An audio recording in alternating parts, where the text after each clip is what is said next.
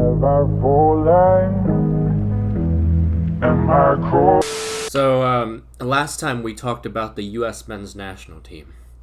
A lot of things happened. There was the dumbest scandal to happen in recent time because of the deranged parents of Gio Reyna having to bring up something from 30 years ago. That whole ordeal was an embarrassment to the country, and if I ever become president, the 0.003% chance that happens, I will create a 28th Amendment that sends every entitled soccer parent to Guantanamo. Anyways, because of this, the U.S. Federation actually vacated the head coach spot, and we're planning to do some meticulous hiring process to determine who would lead the U.S. going forward. This process had literally everything, brain tests, behavior tests, personality tests, who could neck a beer the fastest, and in the end, after going through the likes of Jesse Marsh, Patrick Vieira, the Federation rehired Gregg Berhalter. There goes 9 months down the drain. Did we forget that we were hosting the World Cup in 2026? Did that just kind of never go through anyone's minds? No? Okay. Now, I did a whole video on this and also the scandal, so if you want to learn more about that, there'll be some links to it up here. Please give me money. I will use it towards the mental institute I'll have to put myself into soon. So Gregg Berhalter returned to coaching the national team in September, and it was very much the same kind of feeling you get when you realize John Strong is commentating the World Cup final. But Gregg's first 2 games back were against Uzbekistan and Oman. Now listen, US Soccer Federation, I realize that 3/4 of this nation could not really figure out where all 50 states are. But we know exactly what you're doing here. And if you're thinking, oh, but Maxwell, maybe it was just a coincidence, unfortunately, it wasn't. These friendlies were announced a couple weeks after he was rehired. Either way, we won those 2 games, but to no one's surprise, because this had been happening for years under Berhalter, we weren't very convincing, especially against Uzbekistan, which I personally think was a mix of Berhalter ineptitude and the weird existence of arrogance that the US still has. Oh, the US could totally win the Asian Cup, it wouldn't even be a question. Okay, Mr. Superiority Complex, how about you maybe first figure out how to beat Panama away? 1 month later in October, we played Germany, who were in a bit of a revitalization period under new manager Julian Nagelsmann. We scored first, that's great, and then it went to shit really quickly. Then we played Ghana and scored 4 goals in the first half. In all fairness though, Ghana isn't really all that anymore, just look at how they did in AFCON. But hey, at least 9-year-old me, who's probably scoring 100 goals in the 2010 World Cup game versus Ghana, can at least relish in this moment. After that was the Nations League quarterfinal versus Trinidad in November, where we won 3-0. I was actually invited to this US Soccer YouTube meetup thing. Sorry guys, Japan's just way cooler. But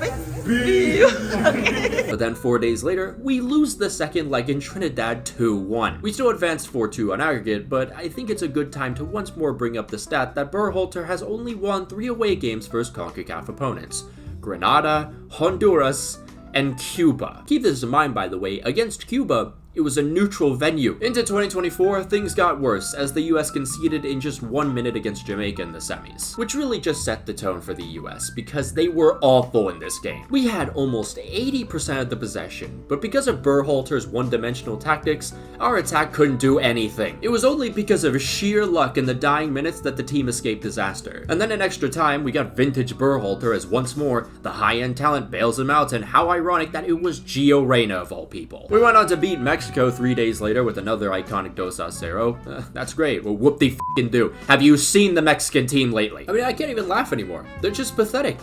And their fans realize that too. They're playing Charlie Rodriguez on a regular basis. Listen, it was great fathering them the first few times. But it's getting old now, because all it does is paper over the cracks. So we never actually make any f***ing progress. Which finally brings us to now.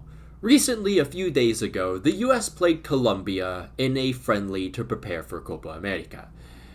And this was a shit show from start to finish. The Americans and Berhalter quickly realized that the shit they had pulled versus CONCACAF teams in the past was not going to cut it against CONMEBOL. And in a matter of just 20 minutes, the US fell 2-0 down. After that disastrous start, however, the US were able to have more of the ball in the first half, but they did f*** all with it. I swear, we had like 99.99999% of the possession for the next 20 minutes, and we got maybe 1 clear shot on target. Meanwhile, Colombia, with their very tiny, minuscule amounts of possession, somehow managed to create 3 chances in one sequence. But does that really surprise you? When Berhalter is so insistent on playing his incredibly ineffective and one-dimensional tactics every game? Get ball, pass around mindlessly, play towards the flank, throw up a useless cross, recycle, pass around mindlessly, go towards the flank, cross up, and there's no one there. I've seen this 5 f***ing straight years. But listen, okay?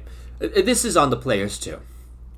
What the f*** was that second half? 76 minutes played. Colombia score a third. Johnny Cardoso, what the f*** are you marking? Was Colombia playing an extra invisible man that we all didn't notice? I swear, man. The whole game, it was like I was watching 11 people with Alzheimer's play football. Nothing but careless passes, dumb decisions, and reaction timing that rivals that of my blind dog. I know Colombia was on a 21-game unbeaten run, but quite honestly, they weren't even in third gear, and they were beating our asses. 5-1! 5-1! And Gregg Berhalter in the press conference had the audacity to put all the blame on the players. Your players were getting their asses beat by the press, and you refused to change anything. That's on you, buddy. You know, from the 75th minute on, it was, I think, a lack of respect for our opponent, the game of soccer. And don't even get me started on how he motivated our players throughout the game. Come on, Joe. Come on, Joe. Come on, Joe. Come on, Wes. Come on, Joe.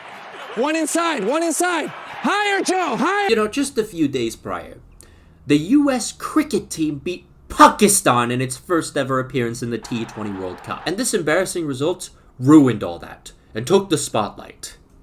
This is treason. I want Berhalter deported now. Actually, throw in the entire U.S. Soccer Federation. Deport all these fools now. Anyone who isn't working for the women's team, throw them out now. How about we pull up some more stats, shall we? Excluding Mexico, Gregg Berhalter's win percentage versus top 20 nations is 7.1%.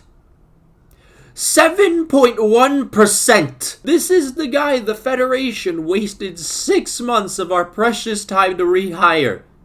This guy! And now it's been almost a year since he's returned, and nothing's changed. I mean, who would have seen that coming? No one would have seen that coming. In fact, actually, no, things have changed. They're worse! It's insane to me. All these players over the years now have developed, matured, and improved as players at their clubs. But every single time they put on that white shirt or whatever shitty away shirt that we decide to create for this fucking godforsaken team, they're just terrible. Have you ever noticed that there's just never one consistent player on this team? Not one. I can't think of a single player that has had 3 straight good performances. We're literally about to waste another year. Another tournament. We host the World Cup in 2 years. I'll be honest, there's no point of return at this point. That window has long passed. Sure, hypothetically, we could bring in a new coach before Copa America, but you know that's not going to happen. Look at the federation we're dealing with here. Come on. Oh, but don't think the preparations are over just yet, because guess what? We still have to play Brazil's first team on Wednesday. Sure will be great to enter the tournament with record low morale. Congrats on pissing away our most talented squad. Thank you, U.S. Soccer Federation. I hope you burn to the ground one day, you inept, greedy little f***s. Happiness is not a thing in sports. Quite honestly, why do I do sports? Why do I follow sports? There's no reason for me to follow sports. All it does is just drive me insane. There's no reason for me to do this anymore to myself. There really isn't. Why am I doing this? I don't need to be doing this. I really don't. I don't know, maybe the Jinx will come in and we'll beat Brazil somehow, and then we'll win the Copa America. But of course, a massive shout out to all our members, including Janos Balas, Brazilian Fury, Anazir Makalankam, Alex Rod, Ulta, Miguel Munoz, Return Fire, Rory Byrne, Taco Okafan, the Cypriot 35, Not Windows 95 Man, Kentra Agatra, Big Boris the Baby Eater II, Kirbo, Unkwell, St. Terrence, Sylvia Citrus, Ryan Jans, Wise Orange, Rashford Enthusiast, Cocosaurus Rex, LeJames Braun, Samu, Just MRC, Cheesebait, The Somali Pirate, Claymore Roomba, Windergel, M4 Does Stuff, Respect the Jeff, Finn Likes Rugby More, Davox, The Porter Geyser, TPSK25, Polar Prontos, Chris Visconti, Dominic Griffin, Kyler Krebs, Lucian von Croix, Mohamed Altanib, Nish, Patrick Barley, Rashford God 5, Raspberry Ale, subscribe to 10 Day Tim, and Unbroken Persona. This list has gotten ridiculously long. But anyways, if you'd like to join the new membership page, there will be a link down below and up in the annotations. You can follow my Twitter if you want, follow my Instagram if you like, follow my Twitch. I will probably be doing some watch-alongs for some of the tournament games. But yeah, that's about it. Until then, I'll see you guys.